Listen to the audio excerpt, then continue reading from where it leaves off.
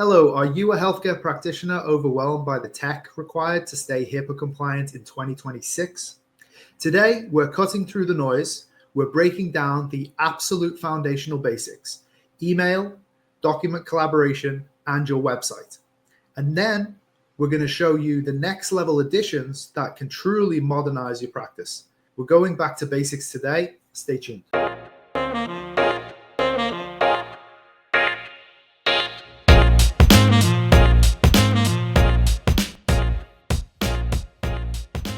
Welcome back to the HIPAA Insider Show, where we make technology-related HIPAA compliance accessible to all companies, not just the mega corporations. I'm your host, Adam Z, and as always, before we dive into today's insights, please hit the like button, subscribe to our channel, and ring the bell so you never miss an episode.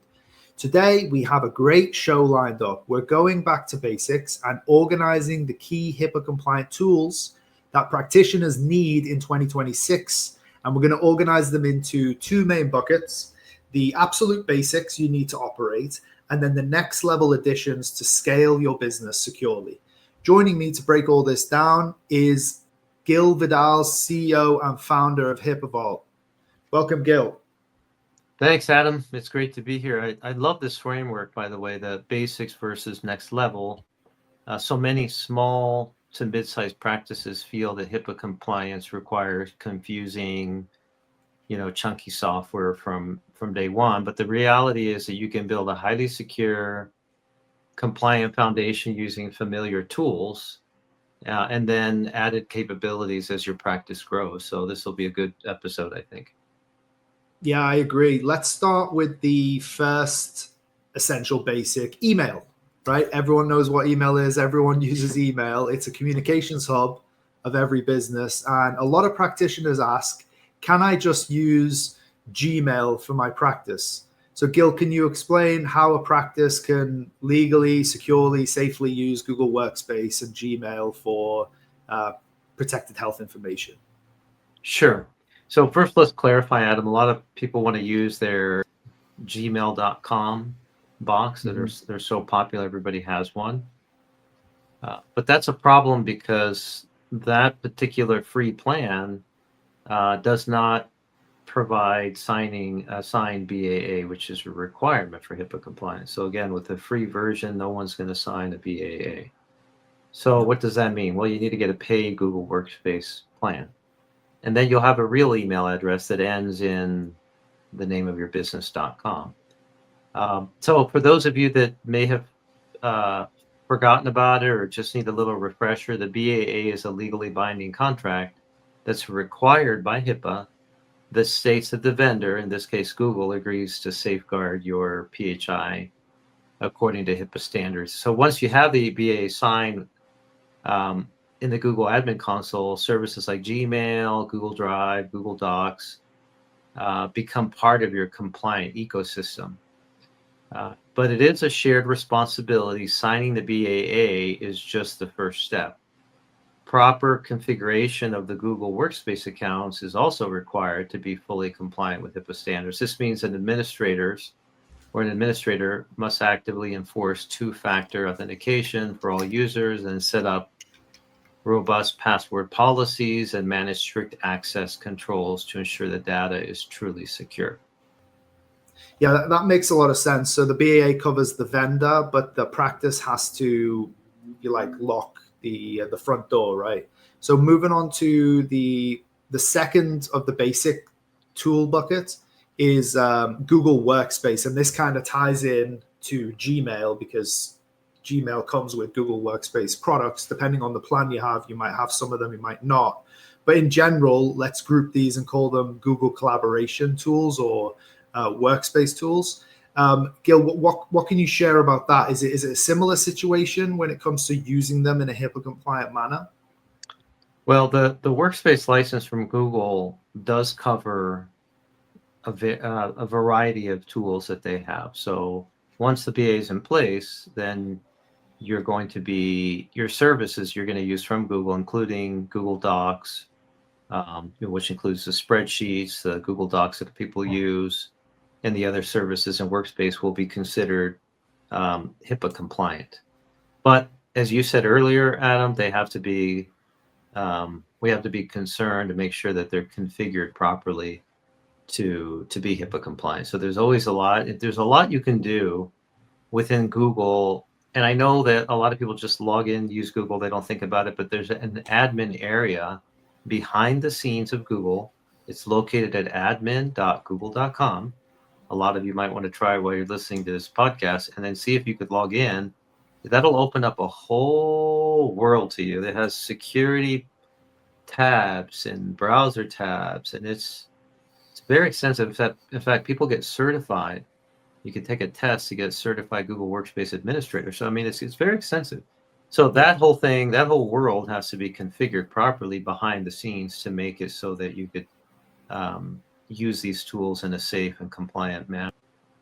Yeah, and larger organizations will often have their IT person, manage that. For entry level and startup and small practices, we can also help with that because there is, like you said, Gil, there's a significant amount of configuration that's needed. I mean, there are online guides that Google provides for HIPAA implementation in Google Workspace. You can check out our website if you just want to get set up and go with a HIPAA compliant Google Workspace account. The third area that we want to cover as part of the basics bucket is the digital front door, or your website. Most practices have a website in this day and age, and most of those websites run on WordPress. But a standard $10 a month hosting plan isn't quite going to cut it for a medical practice. No, it definitely won't. So if your WordPress site has a has a patient portal that collects intake forms or allows appointment scheduling, it is in fact handling PHI. Therefore, your web host is considered a business associate and they must sign a BAA with you. So you really need to make sure that the hosting provider can sign that BAA and will sign it. So your standard cheap, $10 a month hosting, they're generally not going to take on that liability and sign that BAA. So that's important. And a lot of them won't, even if they sign the BAA, they may not even isolate the environment. So you want to make sure your host, in addition to signing the BAA, is isolating your data from their other customers. So HIPAA compliant WordPress hosting means your site is on a dedicated or highly isolated server. It includes robust web application firewalls, intrusion detection systems, malware scanning, and regular and encrypted backups. It ensures that the security patching is being done on a regular basis when vulnerabilities are announced, and that data is encrypted both inbound and outbound using secure SSL certificates. So these are all the things you have to consider when you're looking for a host that will secure your PHI data.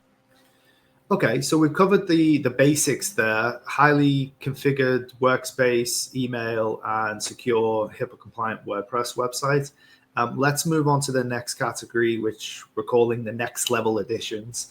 Once a practice has the basics down, they need a way to collect the data securely.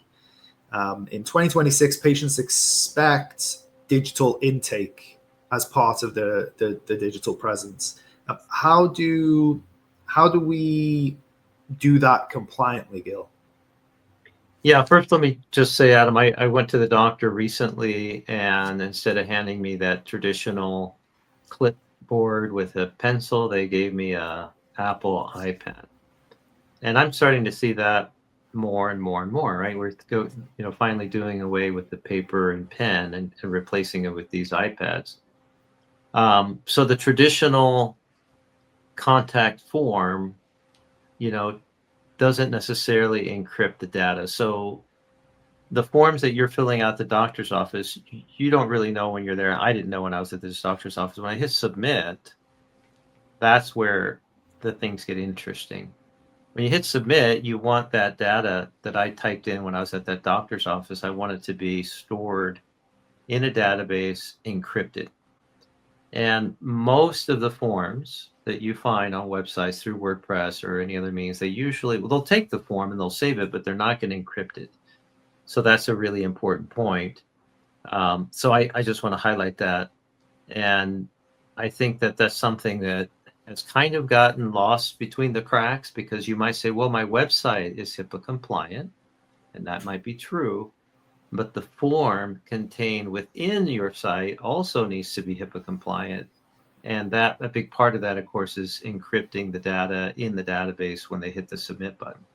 No, I think that's a really important distinction, and depending on the nature of the practice, if it's a physical practice, like you were alluding to there with the iPad, there's an intake form which needs to be a lot more secure than just maybe an initial form that you fill out for some information on the website.